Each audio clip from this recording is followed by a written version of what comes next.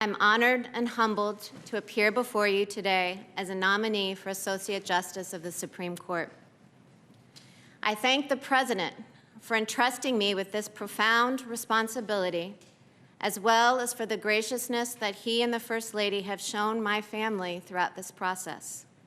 Courts have a vital responsibility to the rule of law, which is critical to a free society.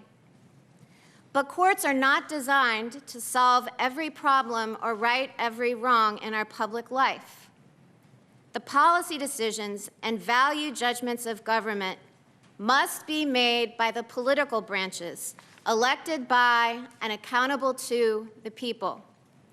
The public should not expect courts to do so, and courts should not try. That is the approach that I have strived to follow as a judge on the Seventh Circuit. In every case, I have carefully considered the arguments presented by the parties, discussed the issues with my colleagues on the court, and done my utmost to reach the result required by the law, whatever my own preferences might be. I try to remain mindful that while my court decides thousands of cases a year, each case is the most important one to the litigants involved.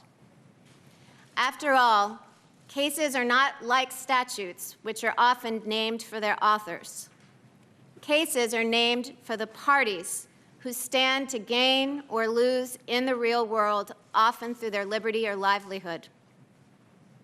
When I write an opinion resolving a case, I read every word from the perspective of the losing party.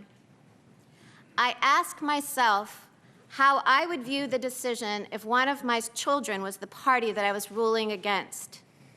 Even though I would not like the result, would I understand that the decision was fairly reasoned and grounded in law?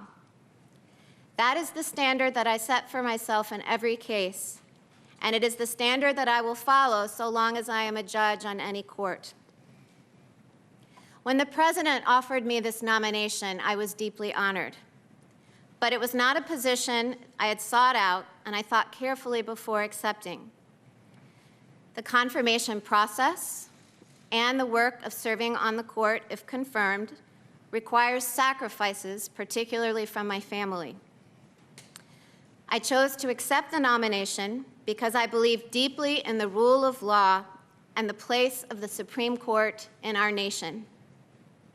I believe Americans of all backgrounds deserve an independent Supreme Court that interprets our Constitution and laws as they are written.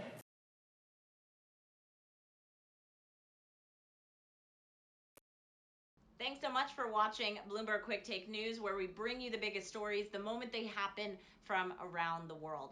Don't forget to click the video if you want to see more of our latest coverage, and subscribe to Bloomberg Quick Take News to get insight in an instant.